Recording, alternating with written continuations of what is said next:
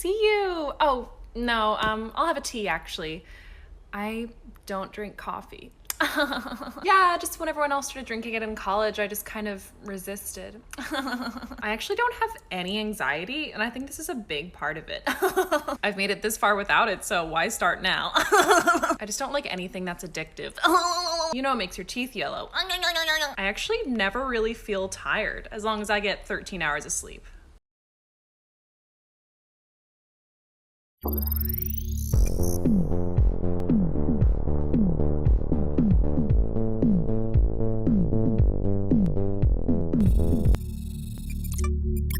Hello, good morning. Good morning, BBs. It's too early. There wasn't a tech issue in the world. I don't know what you're talking about. Do you know what the tech issue was? I don't want to tell them. We got distracted.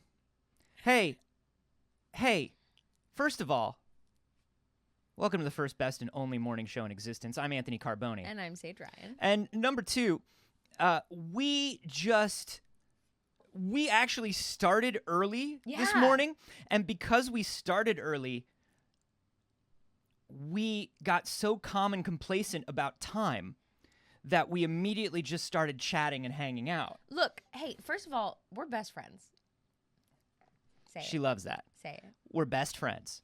She loves being a best friend. I love being a best friend. And we started chatting. Mm-hmm. And you know what? Let's open the show on it. Oh, Let's do you want to go open the here. show on that? Because I kind of want to, we could, whatever you want. Whatever you want. We'll just say what we were chatting about. Over the weekend, Mm-hmm. Madonna and Nancy Reagan were both trending. Now, there's a reason for this.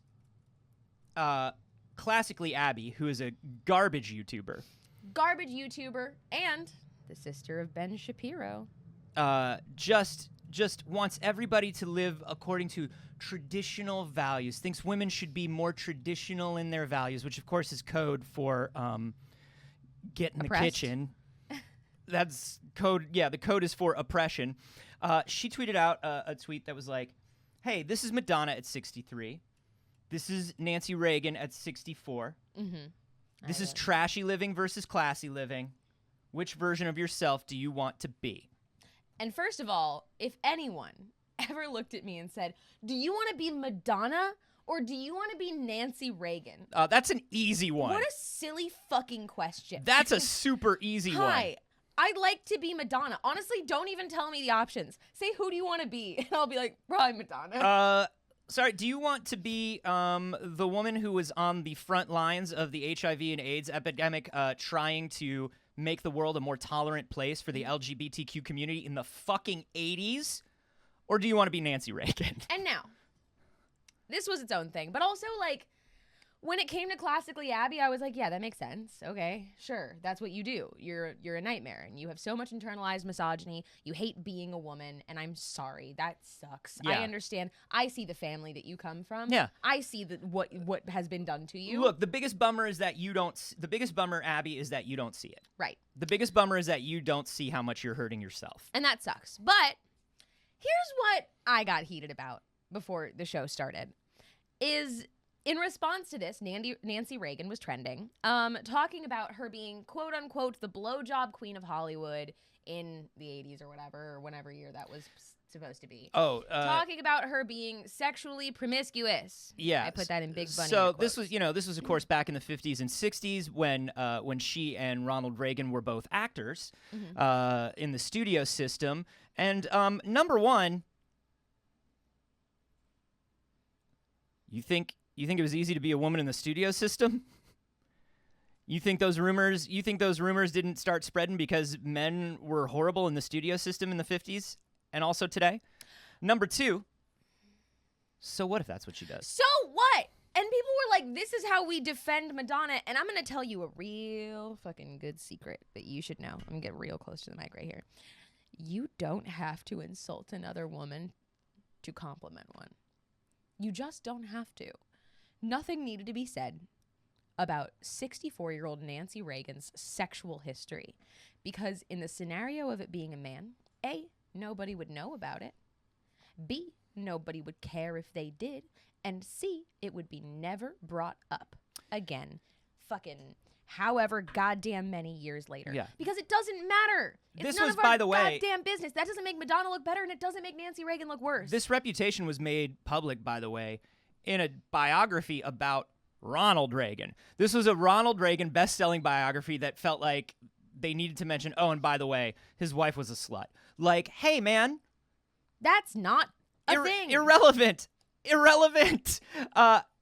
Of course it is. And and the thing is, there was some stuff in that thread that was valid. There are lots of things to hate Nancy Reagan for. Sure. There are lots of things to hate the Reagans for. Yeah. Maybe for like the super hyper corporatization of America.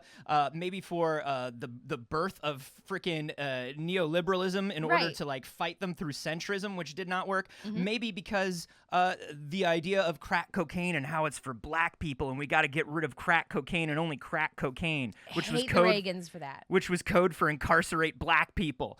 There's a lot of shit to hate the Please, Reagans hey, for. everybody, join us in hating the Reagans. Hey. But join us in not fucking talking about her sex life because it has nothing to do with it. And the thing that pissed me off the most is it was like people thinking they were being progressive in defending Madonna and being like, everyone can fuck. And I'm just like, but you don't need to do you this. could you could stop that right you there. could just stop that and not be like, but look at Nancy. She's the real...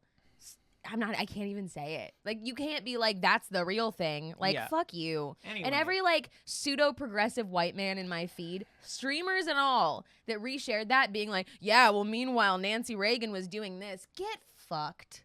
Good morning, everyone. Good Welcome morning, to the everyone. show. Someone, I did like though the people who actually were like praising Nancy Reagan for it. Yeah. They were just like, all right, go on, Nancy Reagan. Nancy Reagan had dimensions I didn't know about. But, like, you need to know like about that's it. that's pretty all right. Hey, everybody.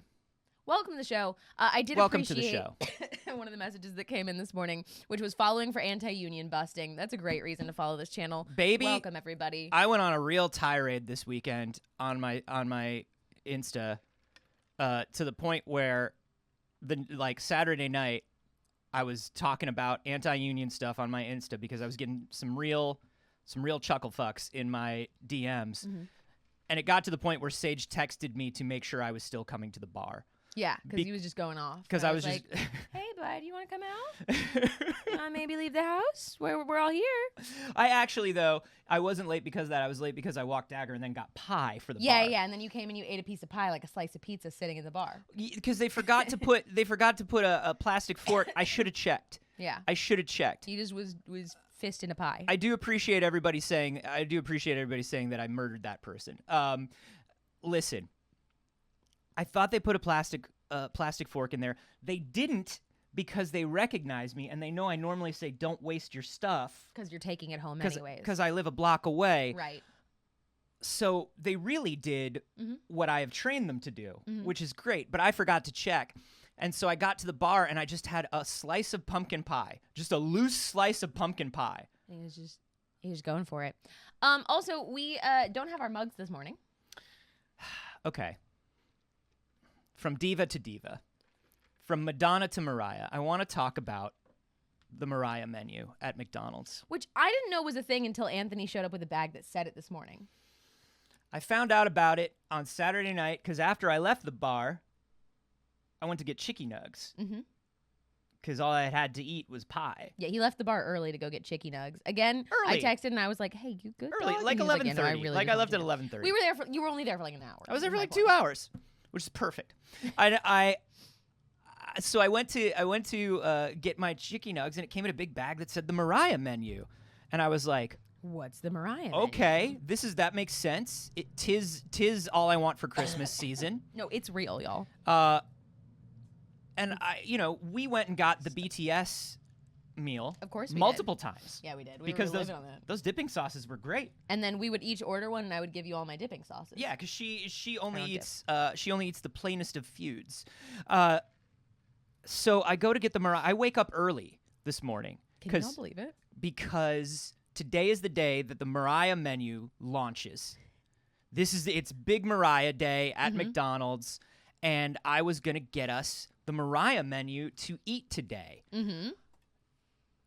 But So, there was a problem. Here's the problem. The Mariah menu is not a meal or a menu the way the Sweetie meal was, or the Travis Scott meal, or naturally the BTS meal. it actually, it's just, if you show up once a day and order like $1 worth of food, they will give you one item free. It's a different item every day. And they say, these are some of Mariah's favorite items. Everything. Motherfucker, these are 12 items. This is 12 different things. Mariah does not have listen, Mariah Carey doesn't like 2 things. No. Let alone 12. Name a time you've ever seen Mariah Carey liking something. You know what Mariah Carey loves? What? The sausage biscuit from McDonald's. I bet all the time Mariah Carey's eating the sausage biscuit. Mariah Carey, if she's slumming, will feed her Yorkie a sausage biscuit if she's slumming that day. Yeah. So all you get is a free item. So I was like, okay, well, what's my free item? They go, it's a Big Mac. And I go, okay, well, I guess I'll take the Big Mac. And they go, well, you can't because it's not 10:30. The Mariah menu doesn't start until 10:30. There is no Mariah menu. There's no morning Mariah menu. There's no Mariah menu. There's no Mariah menu because there's also nothing new. It's fake. It's a fake Mariah menu. Now, the big deal about this menu, which I do have pulled up. Okay, great. Is there's also merch to go along with it? There's a capsule collection. There's a lookbook. There's a merch drop. Let's see the merch drop. Honey, wake up. The new Mariah merch dropped. Speaking of which, we also did a merch drop. Go check it out. pixelcircus.party/shop. Pixelcircus.party/shop. Anyways, this is the Mariah Carey McDonald's merch drop, and honestly, not bad. So, and that's the other thing. I asked about this, too. Only on specific days. So if you come in on the 15th and you're one of the first, 200 people at a store, thank you, Ronan Monkey. As always, I will tell you, you did not need to do that. You are a mod. And number 2, we will do our honor roll at the end where we shout out every BB. Nice number. Who has supported us. We don't have It's Too Early merch, but we do have Failed Save merch so far. We'll get It's Too Early merch soon. So on the 15th, you can go get that shirt of 90s Mariah eating at McDonald's. Great. On I think on the 17th, you can get the XO Mariah beanie hat. Remember when Mariah didn't look miserable? Yes. But it was brief and it was a lie, I think. Poor thing. I don't look. Do you know what? She looked the least miserable, but if you've ever read her biography, that's when Tommy Mottola was keeping her under his thumb. I have not read her biography. Oh my God. The amount of record execs, I mean, think about it. She was so beautiful and so talented. Yeah. And the amount of record executives, specifically Tommy Mottola, who just were like, I literally own you. Yeah, that sounds correct, I literally own you. They just like throw that bird into a fucking cage. So you can understand sort of why. Yeah, that's the thing is as much as it is a yearly tradition to rewatch Mariah Carey's New Year's Eve performance, you know the one. I also acknowledge we did this to her. I don't know how yet, but we did this to her.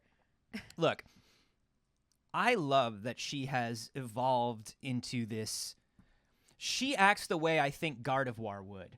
You know, the Pokemon Gardevoir? I feel like she's just evolved to her final form. And she doesn't take bullshit and she doesn't care about bullshit anymore. Hold on, y'all, I got you. And she knows that you want her there. And she knows that you need her, and she knows that she's going to make you money, and she doesn't give a fuck anymore. I feel like she's Gardevoir. Yeah. Yeah, that's fair. Yeah, that's pretty good. It's a video game news show. Anyways, after talking about 2 things that are definitively not video games, I guess we should get into the show. Sure. Go get yourself some Mariah merch. Don't actually. Get ours instead, honestly. Honestly? Even if you don't watch Failed Save, which you should watch Failed Save. You should be watching Failed Save. What are you doing? You should get our Failed Save merch. Yeah, because they're just cute. They're just honestly super cute. My computer's bugging. Well, do you see my computer? I'm going to start with... that's interesting. I'm going to go ahead and start with, because we got a lot of stuff to rail against today. Okay. And we've already kind of started with that as a vibe, and I feel like we're going to sink too far into it. Okay, yeah. So what I do want to start with is, did you know that 10 years ago, last week, we saw Fortnite for the first time. Wow. The first Fortnite trailer is 10 years old. That's wild. Mm-hmm. And I pulled it up because, you know, I have friends that have worked on Fortnite since Go. And Fortnite has obviously changed quite a bit. Some of us don't remember how much it's changed, and so I wanted to show this trailer. But just to set up where Epic was 10 years ago, Fortnite was not the game that was supposed to be big. Paragon was the game that was supposed. They were pushing Paragon so hard. So hard. This was like, all right, we'll make a little free to play, and then like you can pay a little money if you want some other thing. I don't know. This was when Fortnite was a base defense game with a multiplayer component. Yeah, the Battle Royale had not launched yet because they hadn't taken it from PUBG yet. Right. So let's go ahead and check this out. Yeah.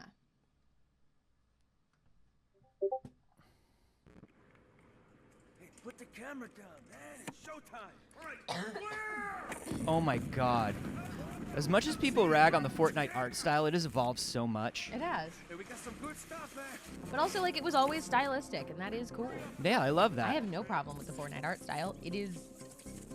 I love it. It is stylistic in theirs, which so few things are. How crazy is this, though? Do you remember when this was the mode they wanted you to play?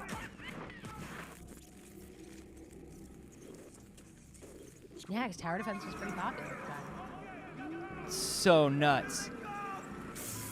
The art style back then was way more of like webcomic. Yeah. Like it looked like a regional punk band's merch. I get that, yeah. You know? I can see that. Look at that logo. Fortnite. Ugh. That was a rough logo. They had no idea what that was gonna be. Wow. Wow. Back when Horde mode was the thing? Yeah. When I downloaded and played Fortnite for the first time, Horde mode was the first thing I tried. That was the big mode. Because Yeah. they were like, Horde mode is super popular in Gears. Uh-huh. We're the Gears engine. We're the Gears let's go. Let's do Yeah. this. Yo.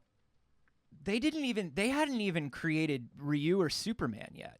You're so right. They hadn't invented either. They hadn't invented Rick, Morty, or Boba Fett. They hadn't given us the Fortnite characters that we love so much. Or Ariana Grande. Fortnite hadn't even thought of Ariana Grande yet. Wow. They've come so far. Isn't that amazing? They hadn't stolen a dance from a single person of color yet. We really have come a long way. I really wish we would go back. To tower defense? I don't know. Man. 10 years. 10 years. And over those 10 years, I have played Fortnite 3 times. I've probably played about the same. No, I've played probably a few more times than that because I gave it a real fair shot in the beginning. Yeah? At the beginning, yeah. I had some friends that were playing and I would jump on and I would play every once in a while, but it was never for me. I mean, back then, like 10 years ago, a well-made free-to-play game Yeah. from a major developer Yeah. was a much more rare thing. And see, for me, it wasn't 10 years ago. It was like the beginning of the popularity, which must have come a good few years later. Well, I think that was the first trailer, and I believe the tech preview started dropping like a year later, maybe. Yeah. But that was the first time we saw it Because publicly. 10 years ago, I was a child. Mhm. And I was definitely over 18 when I started playing Fortnite. Because I was living in LA. That's fair. That's fair. But yeah, there it is. There it is. Fortnite. Fortnite, everybody. You know who else was making headlines 10 years ago? I do. This motherfucker. Peter Molyneux. Hey, Peter. Peter Molyneux, Milo's dad. This snake oil salesman son of a... Okay. Peter Molyneux.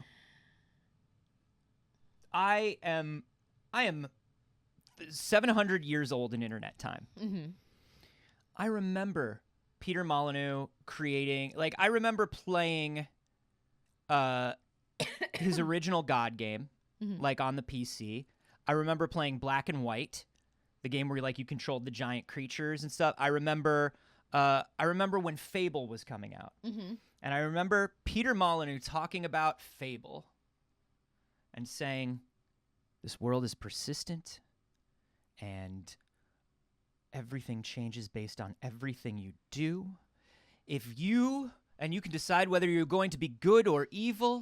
Mm-hmm. If you go to a village and you carve your initials in a tree, and you come back when you're 10 years later, the tree will be larger, but you will see your initials up higher. If you go to that same village and you scar a little boy, why would you? Okay, What the fuck, man? weird, Stop. but okay. And you scar a little boy, when you come back, that boy will have been training his entire life to duel you. Hey, don't hurt children. Yeah. I don't know. And then Fable came out, and it was, hey, man. It was like half a Zelda. It was like half a Zelda at most.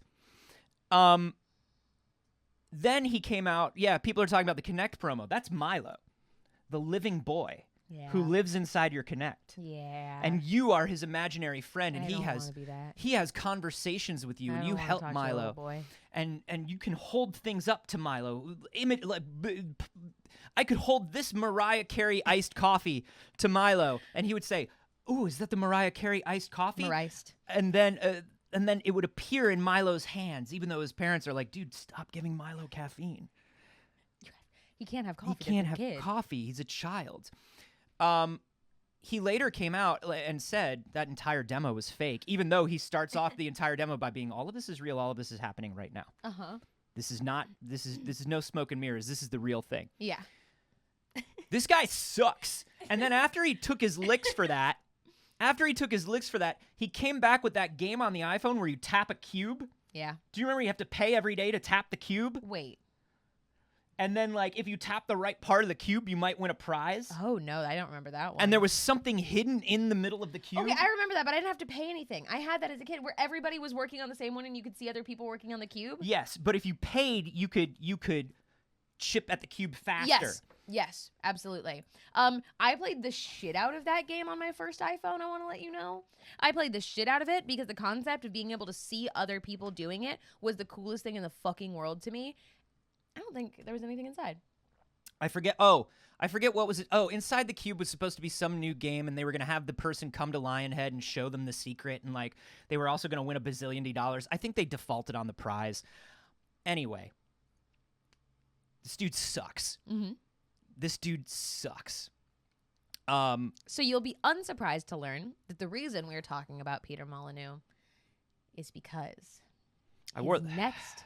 his next big thing, of course, is an NFT game. He's putting game on the blockchain.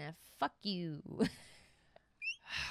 Danny Ghosty Boy gives me the deets that I forgot. The last person who tapped, the person who destroyed the cube, The final cube. was going to get a percentage of their next game's revenue, 22 never got cans, released. and the game never came out. Incredible. But technically, this is 22 cans. So could this person sue for a percentage? I don't know. Here's what's going on with Peter Molyneux. I wore the wrong sweatshirt. We're not going to be today. kind to Peter Molyneux. I wore the wrong sweatshirt today.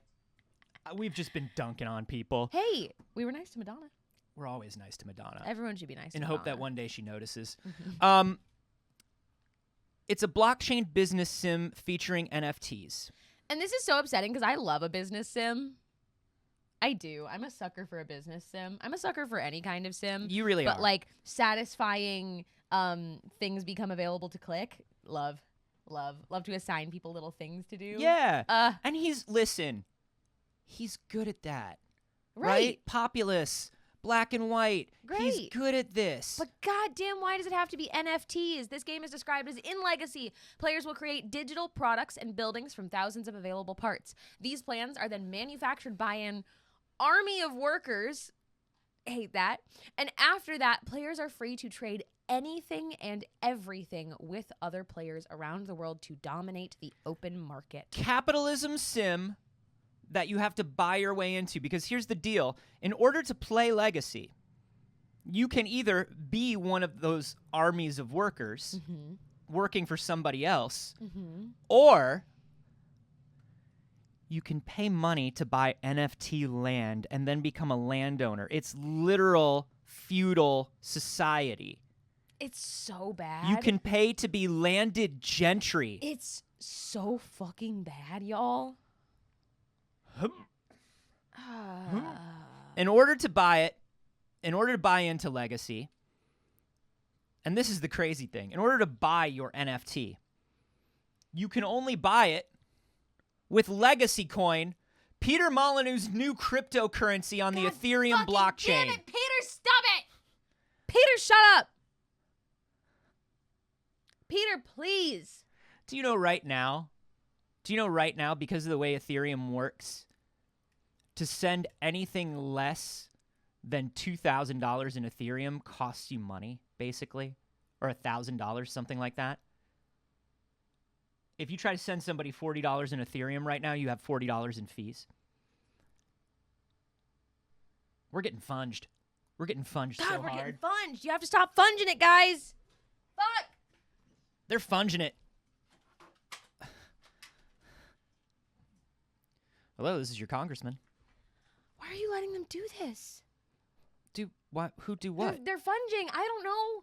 Oh, no. They can't be I won't let any of them funged. explain it to me. No. I refuse to let them explain it to me. But people, we're trying to talk about games. We have a games show. Oh, wait, and we have I'm to keep sorry. talking about NFTs. That's not even our thing. I got you. We're not finance people. Neither of us are qualified. I only have the bar pass. Well, first of all, it's a good thing you called your congressman and not your congresswoman, because I am here to explain cryptocurrency to you.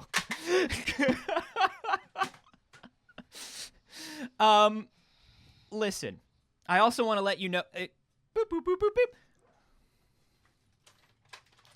boop. Hello? Hi, this is your congressman. I also want to let you know that Tame Impala is just one guy and not a band. You're kidding. Yeah. Oh, God damn it.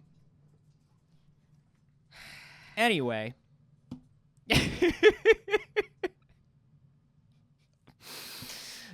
Peter Molyneux Stop Forever Challenge.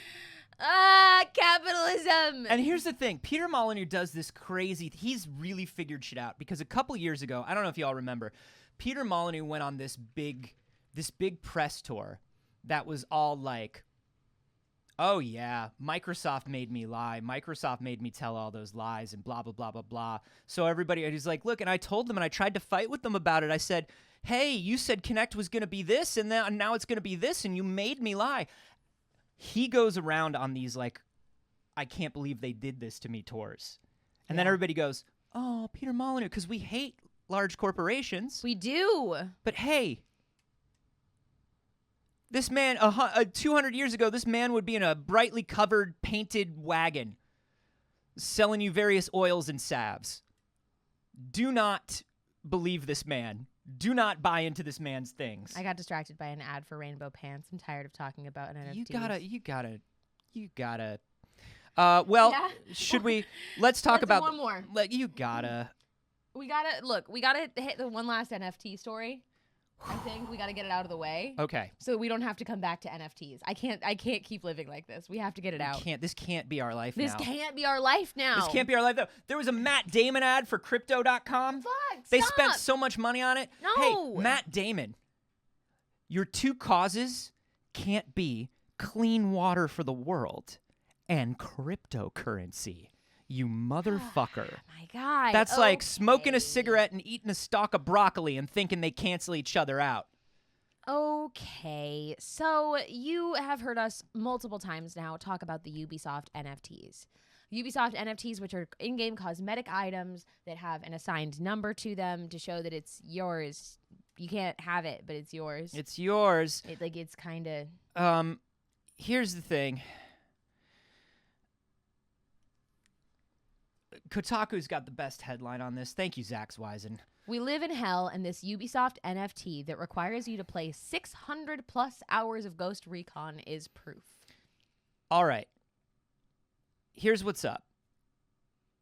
The NFT is free, but you must pay, or you must play 600 hours of Ghost Recon in order, or Ghost Recon Breakpoint, in order to qualify to get the NFT. Why is this, you might ask? Here's why. And here's why these corporations want blockchain to work. A player gets the NFT for free, right? They know that all players want to do is turn around and gray market sell fancy items. Yep. Right? The Counter-Strike community deals with this all the time. Uh-huh. There's like there are a lot of communities that deal with this where it's like, oh, I have fancy gun. Yeah. Now I'm going to turn around and sell fancy gun on eBay for $1,000. So Anthony, what happens if they do that? Well, here's what's interesting, Saige. Thanks to the power of the blockchain, every time that NFT is traded, Ubisoft takes a cut of the money. Every single time. So Ubisoft said, we can't stop people from... we could stop people from cheating and paying to win, but what if Instead, we were the source of the gray market? What if we as the Americans sold the weapons to the Sandinistas?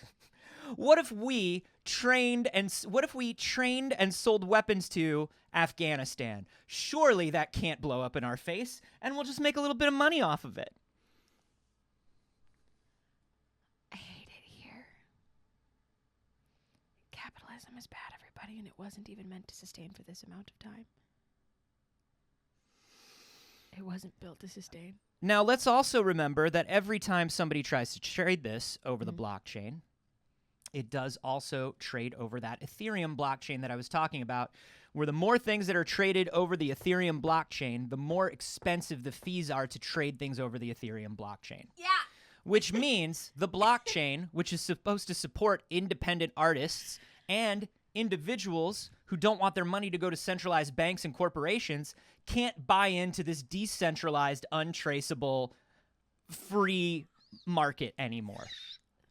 Ubisoft does not use Ethereum, but they're on the Ethereum blockchain, Undercooked Train. You still have to pay Ethereum blockchain gas fees. They're on the level 1 blockchain. I learned about this, so I know how horrible this shit is. Because it's more insidious than you will ever know. It's so fucking bad. And here's the thing that, once again, I will say about this. It doesn't even need to be on the blockchain. It doesn't need to be on the blockchain. It doesn't need to exist first. Next level, doesn't need to be on the blockchain. You have Ubisoft player profiles. You have data on everything I play, everything I do, everything I log into, everything I've ever purchased. It's just on your database. Yep. I would be shocked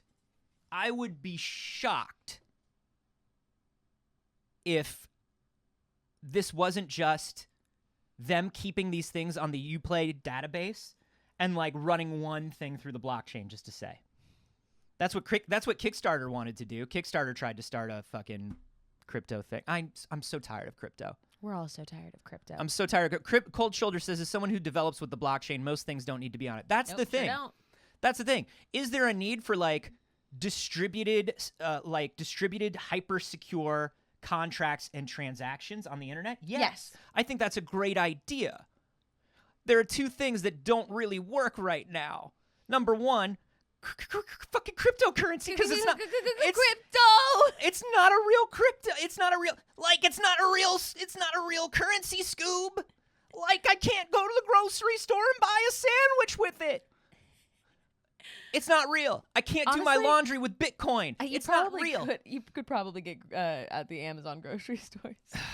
Unfortunately, you could probably get it to the Amazon grocery stores now. It's literally just... It doesn't make any sense. It's literally just a traded commodity. Yes. The people who have Bitcoin now don't have Bitcoin because they want to go buy their groceries with it. They have Bitcoin now because they think Bitcoin will be worth an extra $20,000. People are trading nothing. Exactly. It's just a thing that you just keep selling. And the only way that anyone makes money is if they keep selling it and someone keeps buying it. There's no end thing. There's no end thing. There's no end thing. You sell it to somebody who hopes to make more than you sold it for. Listen, ridiculous. Just don't be the last person holding the bag. That's it. It's hot potato. It's fucking hot potato. I talked about this a couple weeks ago. It's bigger fool theory is what it's called in economy. It's musical chairs. It's musical chairs, baby. Don't be the last person holding something before its value drops. That's it. That's it. It's literally a Ponzi scheme. Yes, absolutely. No, it is literally that. You're right. Baby, if any of you are out there and you have got like a garage full of like holographic alternate comic book covers, you know. You know what's You up. know what's going on. You know better. Okay, kids. BBs. Listen. We have a couple of ways we can go from here because the energy is spicy in here with our hatred for capitalism, and it's kind of beautiful. I do love it. But the options are we either go to a place to get out of that, or we get all of the bad stuff out of the way and then come up. What do the BBs want? Do you need a break? I need Keanu to save me. Keanu will bring us up. This is not the 11-second version. This is the minute-long version. Where's the 11-second? Keanu will save us. Keanu will save us all. Now people, wow, y'all are really little masochists. Okay. But now that Keanu's on the table, everyone's saying Keanu. But everyone was like, bad stuff. Get Bad out. stuff. Keep going. Keep going. Bad stuff. It's okay. We got a lot of bad stuff to get to. Don't worry. I don't have the 11-second version. Do you need me to get the 11-second I version? don't have the 11-second version. That's fine. I I don't got have you. it. I guess we can watch the minute version. I like Keanu Reeves. I've got it. I like Keanu Reeves. I got it. Okay. Oh, well, I don't because it's, I can't play the audio, actually, at all. Throw it in the thing. Yeah, I'm doing it. I'm doing it. Throw it in the thing, It's I'll just do it. there. We got to figure out. We got to figure out. Full stop. We'll do it. We'll do it. We I just want the show to end on a high note. We'll get there. That's fair. So we come down, we come back up. But we are going to take a little detour. And we're going to visit Keanu and his thoughts of NFTs, which I do feel like is a good time to do so. The Verge was interviewing Keanu Reeves and Carrie-Anne Moss about the return of The Matrix. And because The Verge is The Verge, I understand. We were talking about this. Yeah. I understand their instinct. The Verge said, what do we have that other sites that aren't talking to Keanu Reeves and Carrie-Anne Moss right now have? What can we ask them that they haven't been asked 1,000 times? So they decided to make it more tech-focused. Here's the thing that maybe The Verge forgot. Keanu Reeves and Carrie-Anne Moss aren't really hackers from The Matrix. I know. And I'm sorry, that's got to be like a really kind of glass-shattering piece of information. Yeah. And despite what my account says on AO3, Carrie-Anne Moss is also not stepping on my throat every night. So There's a lot of hard truths. there are a lot of things that we think about these people that aren't true. So they asked him a bunch of tech questions, and it went all right. But this is funny. They asked him about NFTs. Buy these NFTs for $50. And so, like, when you think about the concept of digital scarcity and things that are, they can't be copied, that are easily reproduced. Well, but they're not the same. But they're not the same. NFTs for- It was that for me though from Yeah. the interviewer. Yeah. It's not just like, hey, you know what? It's perfectly fine to ask someone's thoughts on NFTs, especially when you're speaking to somebody like Keanu Reeves, because that's an interesting like clip to get, right? Yeah. You know, as an interviewer, you're like, this is going to be a great moment. This will do well on the internet, okay? So you can sit there and be like, let's ask his thoughts on NFTs. But then you realize in that moment that the interviewer deeply believes in them. The way he's like, well, it's not the same. Like, That's sorry, interviewer. Sorry, tech bro. sorry you got fucking pwned by Keanu Reeves, and I'm so happy you did. My favorite thing about this interview is actually because a lot of people are sharing Keanu Reeves sound bites because listen, the man gives us infinite sound bites. He is Gifts, truly. he's a brilliant man. Carrie-Anne Moss spends the majority of this interview looking at Keanu like, yeah, he's got a point, and then looking at the interviewer like, what the fuck are you on about? This is the lamest interview. It's the best. It's so bad. It's so bad. I watched longer clips from the interview, and you're giving it way more grace than I am.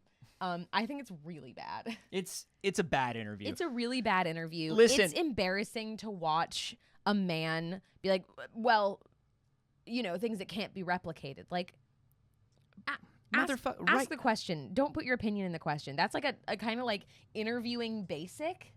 Yeah, Of like, replicated. Right. Yeah, Don't put your opinion in the question. If you're putting that in the question, it's because you're leading the interview in a way. Mm-hmm. And that guy really wanted to lead the interview to Keanu Reeves as my crypto bro, and we're crypto bros together. Hey, what else happened during that interview, Saige? Well, look, we all know when you put someone like Keanu Reeves in a video game, people do the thing, which I'd like to clarify, you shouldn't do. Don't do this thing. We're going to be very clear that we're going to take a hard stance. Don't do this thing. That this is a gross fucking thing. Don't do this thing. But mods came out for Cyberpunk in which you were able to have sex with his character in Cyberpunk. Johnny Silverhands. Which, again, fucking gross. And for some reason, that is also a thing this interviewer asked Keanu about. Oh, okay. To be fair, I would ask that too. No, I wouldn't, actually. I think that that's deeply inappropriate. I actually think that you could ask a million things about it. Yeah. But saying things like, what do you think about people modding the game to have non-consensual sex with someone who looks like you is actually, like, not tight, in my opinion. I think that that was gross of the interviewer. I think it was a real white man question. I think it's something that you could do. It depends on the context, right? Because back when this happened to Elliot Page, you could ask this question in terms of like, hey, what does this mean when people do this? Yeah, and right? Yet this man was like, what do you think? And Keanu, being Keanu, was like, oh my God, it's always nice when, and you know, so the soundbite that came from that is him saying it's nice. It's always nice, but he was just trying to like diffuse. He was trying so hard to Carrie Ann diffuse. Moss's face. Yeah. During this question and his answer, Carrie Ann Moss was like, "Thank God that they teamed us up for this interview, because I would have decked this guy." Yeah. Carrie Ann Moss gave him the Trinity eyes, like. And they really like all of the headlines are like, Keanu thinks it's nice that people have tried to do that. No. And that's IGN's headline. Well, IGN's headline is Keanu Reeves thinks it's nice that people have tried to mod Cyberpunk so they could have sex with him. That's no. He was trying to say, well, it's nice that people. He was trying to. How do I say that it's nice when people show an interest in you, or it's nice to be seen as How do I say this? Without giving permission or credence to this. Yep. And he just decided. Honestly, the reason he trailed said, off. Close enough. The reason he trailed off was just like, I'm not. Why are we going there? What am I supposed to say? He just trailed off into a laugh, like he did so many times during this interview, that said, "That question's over. That question is over. We're done now." You know, somebody, I think it was Ventatsu in the live studio audience, brought up this thing where it was like, in the beginning when The Verge came out, it was they were kind of nice, and it was kind of a breath of fresh air, because we had like Gizmodo and Engadget, and it was all like very snark, haha, or it was like nothing but press releases in the tech community. And it really seemed like The Verge wanted to do like more personality tag, deep, incisive pieces about tech and where it's going, and they still do some of that. They just released a documentary, Saige, about the handspring, my little Palm Pilot. Oh, I know. The handspring visor. And trust me. And the visor phone, and how it led to the iPhone. And it's a great documentary. But I think everybody's saying that we're so happy that The Verge is here really got to them on a level. And now The Verge really, really thinks The Verge is like super good and important. Yeah. And it really shows. It showed in this interview where like they don't understand that people don't have their point of view. Yeah, that was a shit interview. Yeah. Yeah, he's just nice and people didn't take advantage. Exactly. And also because it's like he has a lot of male privilege in Hollywood, being Keanu Reeves, that he can just be like, fuck, I don't know, man. There is a ton of shit that is awful that is done to all celebrities. But man, it's just like, it's these things where it's like asking these questions and taking these headlines and sound bites is so problematic. It's so problematic to take that as a headline, because it's like, oh, great, then they can just do that to us. Because, well, Keanu thinks it's nice. Why do you have a problem with it? No, he doesn't. And no one does. Are you ready for this? I'm ready. They said we had to go. They said to... Wait, are you ready for this? What? It's a very Anthony thing. Are you going to go to a different... I saw him on the train once. Keanu? Yeah. Okay. How was he? He was great. He didn't take a seat. He won't take a seat. How pleasant. He doesn't sit on the subway. I love that. That's great. And he rode for a while too. I'm happy for. So, when we gave y'all the option, you said, "Stay down in the mud, and then we'll come back up." So I've got one more real shit story for you. Let's go. Let's go. We're a business show. Yeah, of course we are. I have my MBA from the streets. And of course, I passed the bar in the state of Virginia, so I can give legal advice. It's not true. Might be. I have to say it before this one, I feel Might like. be. Let's talk about union busting, motherfuckers, because you could guess it. You could guess. Hey, everybody. There's a dev studio right now. There's a studio that makes some very popular games. It sent out an email to employees discouraging joining the union. And I'm going to read you some excerpts from the email. But everybody at once, whether you're on YouTube later or you're on the Twitch chat now, you're watching whatever, you could say in the Discord, let us know. What games company is it? What shit fucking games company sends out an email to employees saying, "You sure you want to be in a union? Because let me talk down to you a little bit." Oh, and you nailed it. Oh, all the BBs are so smart. The smartest BBs around. We love how smart the BBs are. ActivisionBlizzard exec has sent an email to employees over their path to unionizing. In the email, Bulatow, I don't know how to say his last name correctly their last name correctly. I don't know. Oh, it's actually it's weird. It's a European name and it's pronounced ratbag. Okay, so Ratbag states that there could be consequences to signing with the labor union, and that with dialogue between leaders and employees, that could be the better path. They said, "We only ask that you take time to consider the consequences of your signature on the binding legal document presented to you by the CWA. Achieving our workplace culture aspirations will best occur through active, transparent dialogue between leaders and employees that we can act upon quickly." Yeah. Leaders and employee leaders that are elected by the fucking union. Ratbag. You motherfucker. Do you really? It is illegal. It is illegal to penalize your employees or threaten your employees in any way for trying to unionize, particularly in the state of California. Followed by, that is the better path than simply signing an electronic form offered to you by CWA or awaiting the outcome of legally mandated and regulated bargaining process sometime in the future. You cannot say consequences. You can't. You know what you're doing. You know what the fuck you're doing. Consider the consequences. You know what you're doing. You're not threatening outright, but you know what you're doing. If I got this email from Activision Blizzard, well, number one, I probably wouldn't get it until 5 o'clock no matter when it was sent because I'd be busy walking out all day. Right. And number two, I would immediately send that to the union organizers, our lawyers, to the state of California. I would send it to everyone possible. How fucking dare you? It's just these things where I was like, how do you guys keep doing this? How do y'all keep doing this? A labor and employment law professor was interviewed in the Washington Post. She's from Cornell University. Risa L. Lieberwitz says that the email plays close to the line of illegality for sure, implying that the company's pledged progress in workplace conditions is linked to the company being non-union. Also, we'll stop making progress. Hey, we can't stop abusing you if you unionize. We gotta, that's the thing. But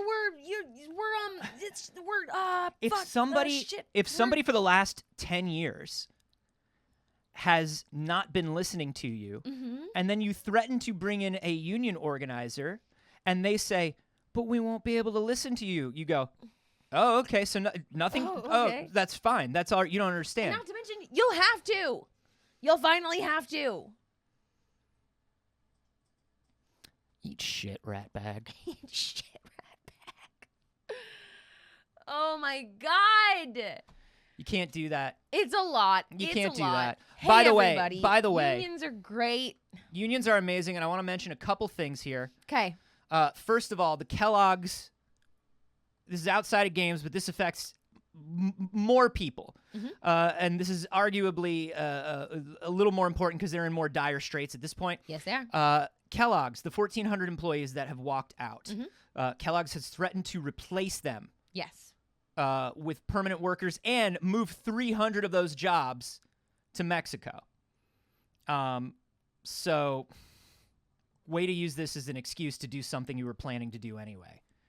But I want to remind everybody how many things that you might be purchasing that are under the Kellogg's umbrella. These are the things to steer clear of. the ones that affected me that I had forgotten about. I'm glad I got the reminder. Were Kashi and Goleen, because I go through a lot of that cereal. I go through a lot of that cereal. A real Kashi guy. I'm a real Kashi guy. But also like Pop-Tarts I know is a big one for a lot of people. Pringles is a big one for a lot of people. Things that you wouldn't necessarily associate with it. You can look at a lot of these cereals and be like, yeah, Kellogg's Rice Krispies and Kellogg's Apple Jacks. Okay, those I would have remembered. And I'm a real cereal guy. So that oh no, your Cheez-Its. They're anti-worker.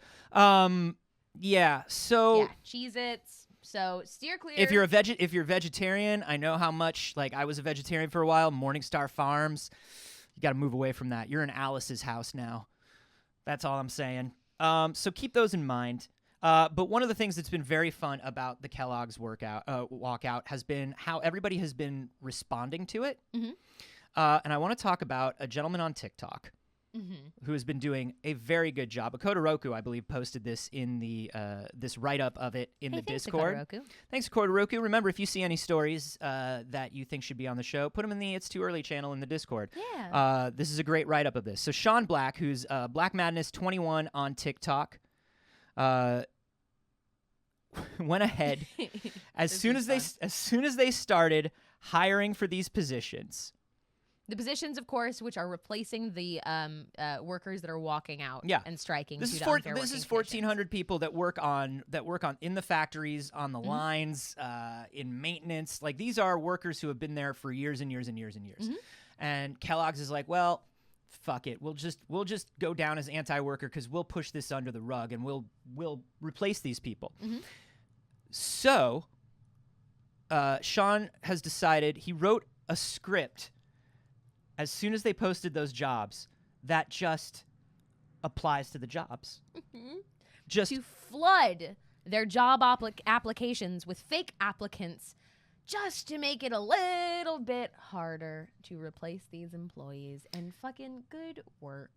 Crashed their employment site, their job search site, has Sean continued Black. to do it. And not just that, like before he wrote this script, if you're not in r/anti-work, get into r/anti-work. Ooh, that's my subreddit. A lot of people from anti-work were just filling out the job applications too. And he said, let me simplify that. I got you. Sean, you're doing the people's work. At Black Madness 21 on TikTok. We salute you. We salute you. Good work. Is it time to get out of the mud? Yeah, I think that's it. There's so many bad stories in there today, Anthony. Like you were on one when you pulled these for today's show. I looked this morning and I was like, wow. Well, it's a mix of a couple things, Saige, if I can be honest with you. Number one, the world is bad. This is the important stuff that's going on. And number two, not a lot of game stuff post Games Awards. That's true. Slow weekend for video games. Slow weekend means everything bad. It means we have to talk about the real news, which is so fucking rough. It's real bad out there. But hey, let's get into it. Let's talk about just a game. Let's just like chill and talk about a fucking game, shall we? We are going to talk about... A lot of your representatives in government think capitalism is a game. Yes, they do, Anthony. Hey, bud, come here. It's okay. It's all right. It's going to be okay. It's not going to be okay, you guys. It's not going to be okay. They made Carrie-Anne Moss mad. I know. How dare they? Phasmophobia, everybody. Taking a real turn here, bringing us back up. Phasmophobia, your delightfully broken ghost hunting adventure, has added a new spooky. Yeah. A new little spooky villain. I want to say a new ghost, but like it's not quite a ghost. I mean, they described it as a strange new ghost type. And it is one of their ghost types. It's It came in a Christmas update, and it just said it was redacted. They just said it was coming with a strange new ghost type. Uh-huh. And baby, we got Let's that just ghost. watch it. Let's just watch it. Yeah. All right. Let's see what it is. Oh. Oh my gosh. Oh, what is happening? Oh, pardon? Hey. Is that Santa Claus? In all its glory, guys. Oh my god, that is brilliant. That's fucking Santa. Oh my god. You know what's really funny is that I used to call that ghost Wow. That's an excellent choice. I love that Phasmophobia said, we're not fixing the game, but we'll give you Santa. We'll put a hat on the ghost. And when I say that, I genuinely mean it. Yeah. Like, that's not sarcasm. I don't want them to fix Phasmophobia. No. The fact that I can't put tripods on the roof anymore is so upsetting. Stop fixing Phasmophobia. Stop it. Stop fixing Phasmophobia. If your game gets famous and is considered fun because of how broken it is, keep it broken. keep it broken. You're allowed to add new content, but it must be equally broken to the old content. That's the whole thing. That's it. That's it. You can keep adding more breaks if you want to replace them. This reminded me, and I'm not going to play it because it's a song, and most likely that would still hit us, even though it's a made-up song for Saturday Night Live. Yeah. Billie Eilish was on Saturday Night Live. Oh no, we'd this get weekend. struck for sure. Yeah. I know. And for the most part, it was Saturday Night Live in 2021. It was perfectly fine. But they did this on YouTube. It's just called Santa Song SNL. And they did a song with Billie Eilish about making shit weird with Santa, like making Santa uncomfortable. And Kate McKinnon is there being Kate McKinnon. Kate McKinnon's been gone for a little bit. Yep. And she's finally back. And it's so fucking funny. Billie Eilish is just like not an improv comedy performer, as no one should expect her to be. Yeah. So for the most part, I watched some of the clips and I was like, yeah, she's doing a great job for being good at what she does and doing this thing that is not her thing. The guy is holding the cards in the right place. Yeah, and she is doing it. And she's doing great. But in this, Billie Eilish absolutely fucking nailed it. Mm-hmm. Kate McKinnon is so funny. Ego Nwodem, Wodem. Thank you. I appreciate that. Ego Wodem was fucking hilarious and absolutely fabulous. It's so she's good. great. I think I haven't watched I think SNL Ego in is a I think long time. Ego is the unsung hero of SNL right now. I haven't She's been a brilliant watching performer. SNL. This got recommended to me just in my YouTube feed, and I haven't watched SNL in years. Yeah. I'm somebody who will like click on a thing occasionally, but I haven't sat down and watched SNL. Ego was LAUCB. She's very funny. Very funny. She's so fucking funny, and it's so good, and the energy, it's great. Go That's check all. it out. I just wanted to see if anybody else had watched it. It was a good skit, yeah. Do you have a Ego's a legend. PlayStation? I do. Yeah, it's right there. It's right there. Is it plugged in? No. No. That would no. seem like I play it. She's been on Comedy Bang Bang a few times. And it was great. Yep. That's awesome. How do you feel Mhm. about the way your PlayStation looks? Well, we've talked about this many times. We think it looks like a fancy building in Australia. It does. It looks like a fancy, eco-friendly building in Australia. Yeah. And it's fine. It's fine. And a couple months back, D-Brand tried to bring out some skins for PlayStation. Mhm. And PlayStation tried to shut them down. Mhm. You remember? And Yes. I and- do. And D-Brand literally created a site that just said, "Go ahead and sue us." Yeah. And most of us suspected at that time, so PlayStation's making their own. Got it. And And they did. they finally announced them. And they look pretty good. These are great. I like that they went jewel tones. I personally don't love the color pathways. I'm here for the black one. If you cover the black and the red, they kind of made it. It's too early colors. It is almost its early colors, but ours is a little more pastel. Yeah, ours are a little more. They're a little more like washed out because we're a little more wavy than this. Yeah, This is that pink is just too bright of a pink for me. Yeah. It's too much. I do like the black on black though. The black on black is really, really nice. Now here's the thing. Now these are very stylish colors and they're very on trend right now. But what I liked about the D brand ones is the D brand ones had colorways that were more about what colors are already in your house. So somebody said, Cassidy Weaver said in the live studio audience, no green. There was a hunter green, like a moss green. Yeah. That was in the D brand And it was really, one. really cool. And it was really, and I was like, that's actually a color that's in like a lot of furniture and stuff Yep. right now. Yeah, I think this is a lot more of like, I don't know, we picked colors. Like, whose house has that color scheme? And if you do, no judgment, that's great. But I just can't imagine it being particularly common. That this like suits your household aesthetic. Yeah, I mean, Maybe obviously the biggest seller is going to be the Midnight Black. Mm-hmm. That's going to be the huge one. Most people are going to go for that. I think the second highest selling color. What do you think? It might be the blue. Really? Yeah, that teal. I'm thinking No, it's purple gonna- or red. Actually, it might be. No, I'm changing it from teal. I'm changing my guess from teal to pink Really? because of all of the streamers that like are heavily pink in their. That I don't In think their- that's a big enough community to make that. You don't think so? I think there's a popular. lot of. I think there are a lot of streamers and gamers and stuff like that that are just very like about the all pink everything. Yeah. I relate.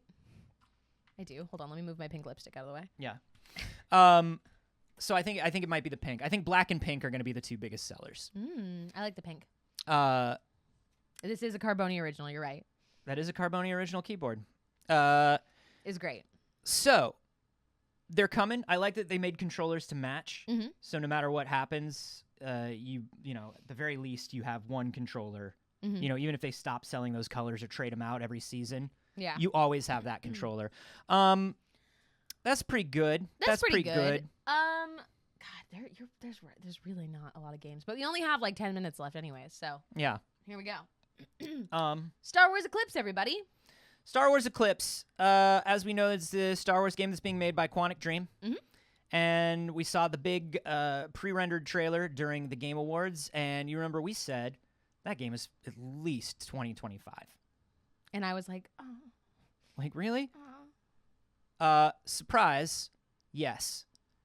3 to 4 years away. Now, that headline is clipped in an interesting way because the source said at least 3 to 4 years away. Yep. And the major problem is they are having trouble finding staff who want to work at Quantic Dream. You don't say. No. They just can't find the proper number of people to staff up with to work for David Cage to make a Star Wars game. It's a mystery. Yeah, of course. It's almost like we're at a point in late stage capitalism. Yeah, it always comes back here. It's almost like we're at a point in late stage capitalism where hustle culture that was marketed to us is starting to like wear off, and we're becoming aware that people are wasting their lives contributing to something they don't believe in and doesn't benefit them and oppresses 99% of us. And they're starting to go, well, wait a minute, maybe my dreams aren't actually work. Maybe my dreams are not to work. Maybe labor is actually not what I dream of. And maybe doing things like getting to say I worked on a Star Wars game is not worth suffering abuse potentially and unfair working conditions. There is a and huge... people are standing up for themselves and potentially taking jobs that would be more looked down upon in order to receive fair working conditions. And there is a huge talent bleed in the games industry as people realize, like, yeah, I wanted to work in video games, but it turns out what I want to do is like hang out with my friends and go on vacations and live a healthy life. And so if I've got to leave video games and work on some commerce website that I don't like, but they only make me work 40 hours a week and I can do most of it from home and they give me benefits and they pay me twice what the games industry pays because coders make twice as much outside of the games industry as they make in the games industry. It's true. Why would I go work for the guy who says that his games are not for boop, where boop is a slur about homosexuals? Hey, everybody. Maybe we're at that point. Maybe late-stage capitalism is crumbling because you've oppressed the workers for long enough that an inevitable resurgence is coming. Cookies Get in in, motherfuckers. We're going. People are surprised, and Cookies in the live studio audience is saying, "I'm a professional programmer. I can confirm this." Hey, everybody. There are. Get in the car. We're taking down capitalism. Anytime you work in an industry and there is a place or a couple places that are very prestigious and everybody wants to work there, you immediately look and see how much they pay compared to everybody else. Because I bet 9 times out of 10 they pay less. The prestigious places should be the ones that treat their people right. Period. Moving on. It's that kind of show today. It's that kind of show today. We don't. Are we carpooling to the end of capitalism? You're goddamn right we are, Ram. You're goddamn right we are. And speaking of capitalism, Because we're trying to lower carbon emissions as well. we don't make frivolous purchases here. Never. We don't do that. No. That's not what we here are Us? about. No. No, hide my PS5. It's certainly not what we do. We don't buy anything that isn't useful, that will bring us joy forever. No. Do you know how much Now that being said, I Am 8-Bit is releasing a Persona 25th Anniversary Deluxe Vinyl box set with It's really good. soundtracks of all 5 games, It's so good. multiple I discs. got Over the Garden Wall on vinyl. Oh, it's so good. The Over the Garden Wall soundtrack on vinyl is so good. I mean, it's on Spotify. I know. I'm gonna buy it. Anthony, I just bought these little shelves. Let me tell you about these little shelves I just got. Yo, you've seen my vinyl shelf. Uh-huh. I love when people walk into my home and see books in vinyl. Mm-hmm. You know what I mean? Yeah. I got they're just little wood squares, and they hold your vinyl up individually. It's one, and so you can like across the wall over my record player. Yeah. So you can highlight. Uh-huh. You Some can of my highlight favorite some albums. choice picks. Yeah. Ugh. Anyway, it comes out tomorrow at 8 a.m. It goes on pre-order. It will sell out based on the I Am 8-Bit stuff. I do have some of their soundtracks, and they're wonderful. I do want you to know. So expensive. I do want you to know that even though I say I'm going to buy it, there's absolutely no way I'm going to buy it. It's so expensive. It's $400. $400. I'll set that down. I will say my most listened to vinyl is game soundtrack. It's my Skyrim 4-piece box set. Yeah, most of my vinyl is game soundtracks. Mm-hmm. The majority of my vinyl is game soundtracks for games that I just truly love. But good Lord, 400. It comes with 15 discs. All of the music from the games has been remastered, colored vinyl themed to each persona, sticker sheets and postcard pack-ins, and album art by Drew Wise. 80s in the live studio audience said, "Is that a normal-ish price for vinyl?" No, that's a pretty high price for vinyl, especially at initial release. That's more like almost hitting reseller prices on vinyl, in my opinion. Yeah, I mean, it depends. It depends on who and what. Right. Exactly. Undercooked Train said it'll be $1,000 on eBay after it sells out, and it will. But yeah, that's a very expensive vinyl. Yeah. But there are a lot of expensive vinyls, if that makes sense. Let's end with this Tom Holland and Zendaya interview. Oh, let's do that. Absolutely. Because that, man, you want to talk about two people who are just like, I want nothing but good for them because they seem very good. I want to talk about Tom Holland and Zendaya because, dang, they're on the press tour. Naturally. The Spitterman comes out next week. So they've been giving a lot of interviews, and their interviews have been trending for multiple reasons. One of the reasons that I really love here is Tom Holland's like, why am I not in the Spider-Verse? Why am I not? There was a part during one of the interviews where they asked like about Spider-Verse, and he said, I love it. I think it's amazing. I think it's amazing. And Amy Pascal was on the set of No Way Home.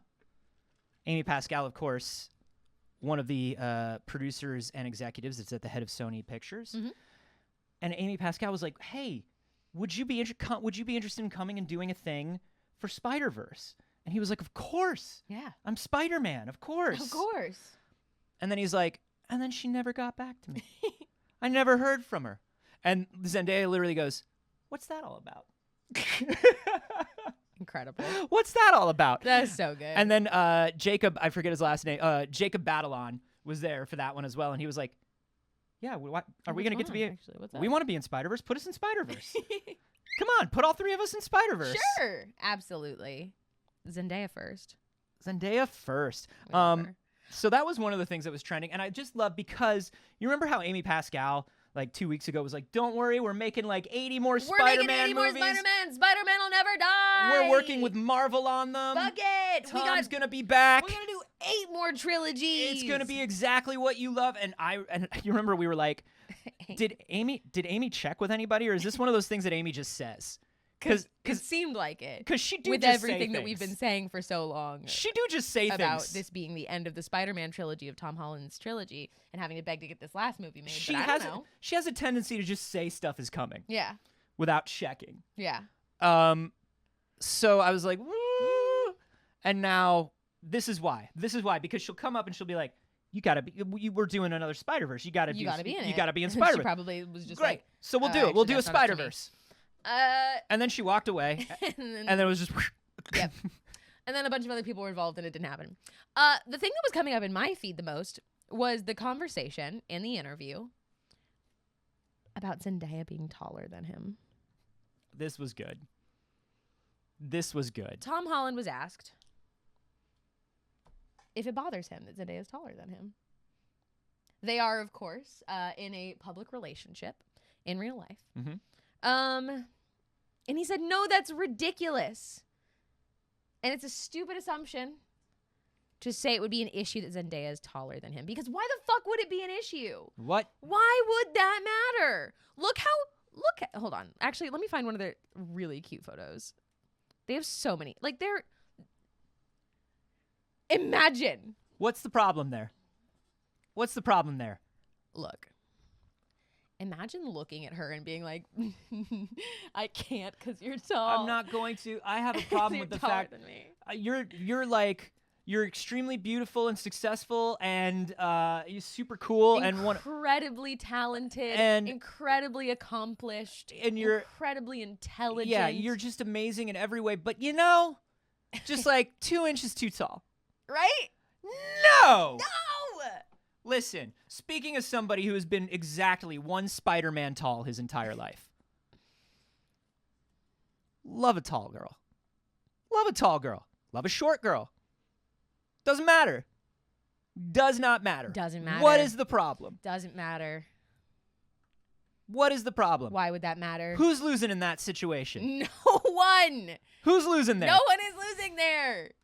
Come on. Why would that matter? Come on. Spin and Dash in the live studio audience says at 5'5", my only problem is constantly wondering, is it a problem for her? Hey, if it is, not the right person. That's not a cool person. That's absolutely correct.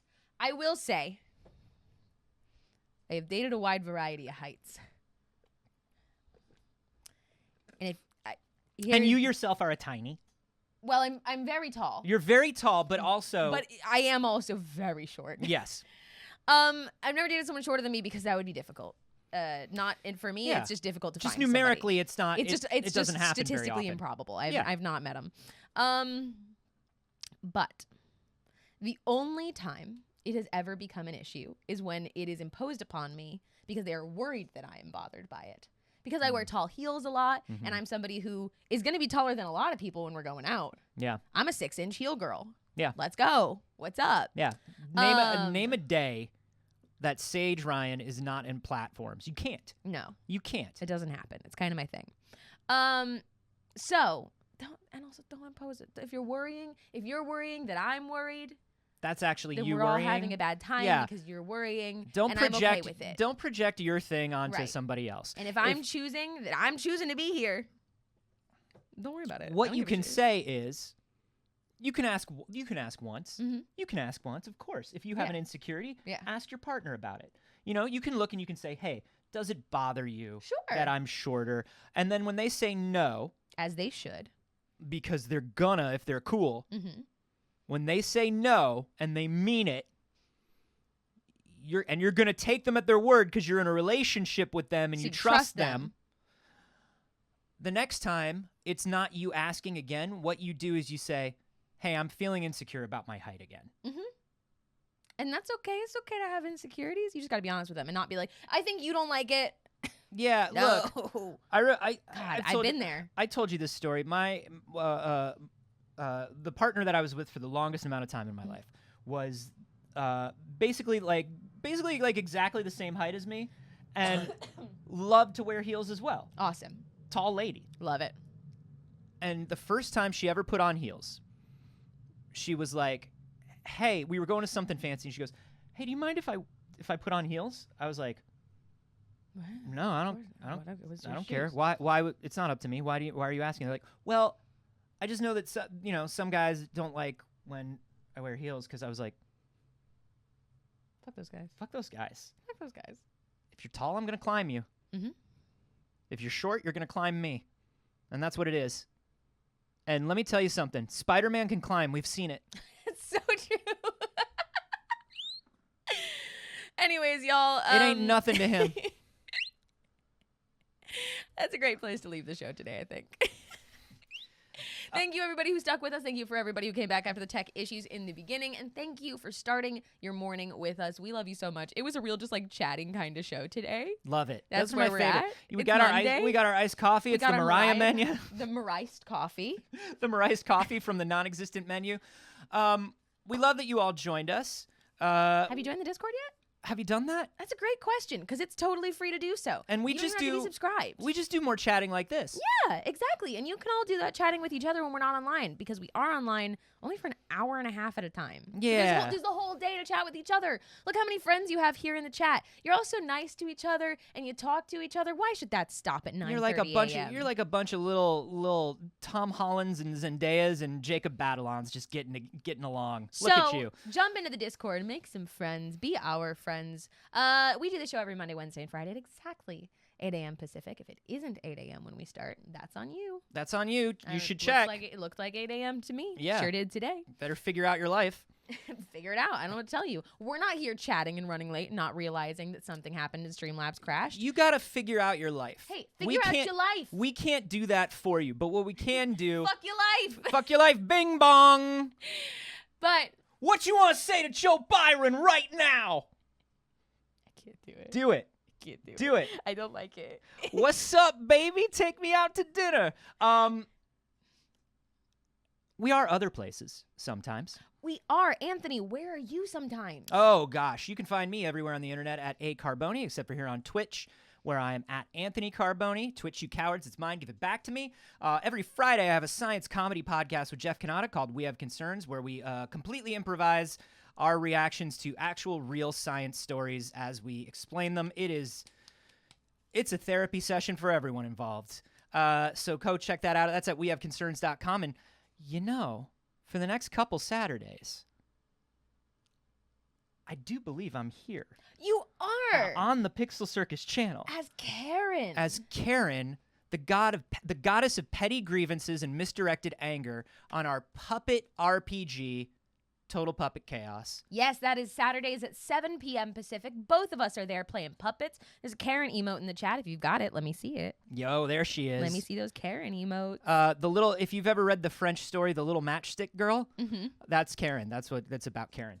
Where are you when you're not a puppet or here? That's a great question. I am everywhere on the internet at Not Saige. You can find me on my channels Tuesdays, Wednesdays, and Saturdays, of course. You can also find me on the Black Dice Society this Thursday over on the D&D channel for our holiday special. You can find, this afternoon there will be a Board AF episode. I'm not there. We're pre-recorded, but you haven't seen it yet. That's some stuff. Over on Smosh Games. I should say what channel that's on. But Saturday. Let me tell you about Saturday again. My god is Craig. Craig is the god of missed connections, like Craigslist.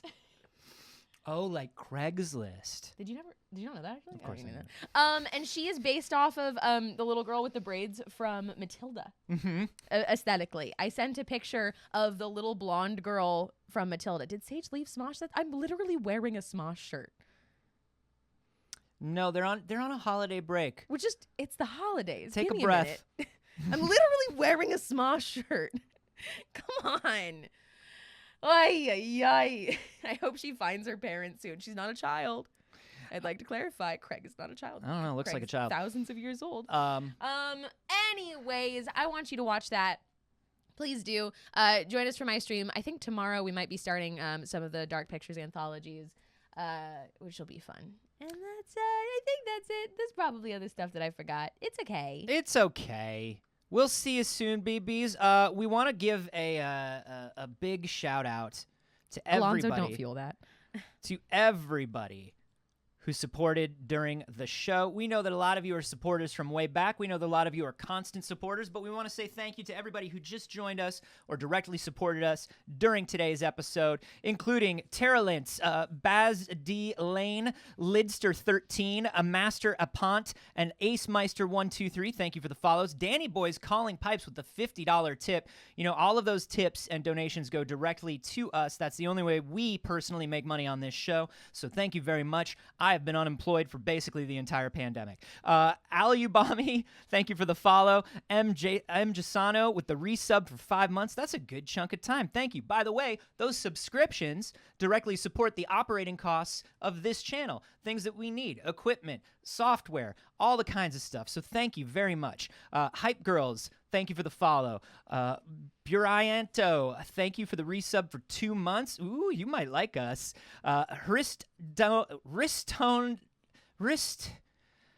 Ristoandreev, 92. I tried, and then I just ran out of steam. Tom Biden with gifting the sub to Extremes. Akoto Roku with the $90 tip. Get both of you some rainbow pants. Rainbow pants. I still got the tab open. Don't worry. Arcade Atlas with the follow. Dova Chrono with the resub for 7 months, saying 7 months with these lovely humans. I enjoy you both so much. Glad to have my news network back. Oh, we're glad to be back. We took a little break, but we're here now. Kurt Thulu with the $10 tip. Thank you for your generosity. Martinis for 2 at 6 has resubbed for 3 months, saying thank you for making my life richer. You guys help me get my ass out of bed in the morning.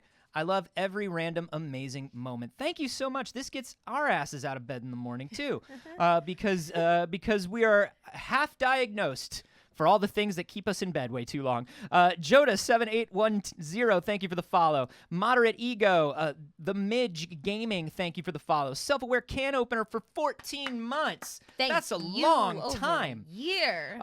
Danny Boy's Calling Pipes with another gift sub to Death and Saints. The Next Spider-Man, thank you for the follow. Danny Boy's Calling Pipes with another gift sub to Anachrontopian Prime. Ronan Monkey with that $50 tip, saying Wednesday's Mariah sugar breakfast. Also nice for a moment.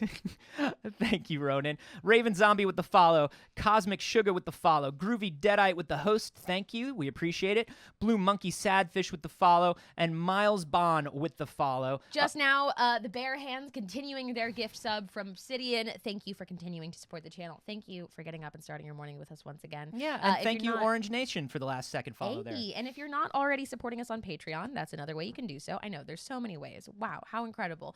We had a bonus clip over there on Friday. What did we talk about on Friday? We talked about the Garfield Xbox. Yes. And then it devolved into a bunch of other stuff I don't remember. Yeah. It was really kind of a 3-for-1 over there on the Patreon. I don't know if I won the Garfield Xbox. I don't know when I know. Oh, I'm sure you did. We'll keep up hope. Okay, thank you. Everybody, we love you. Take care of yourselves. Have a great rest of your day. Bye, BBs. See you on Wednesday.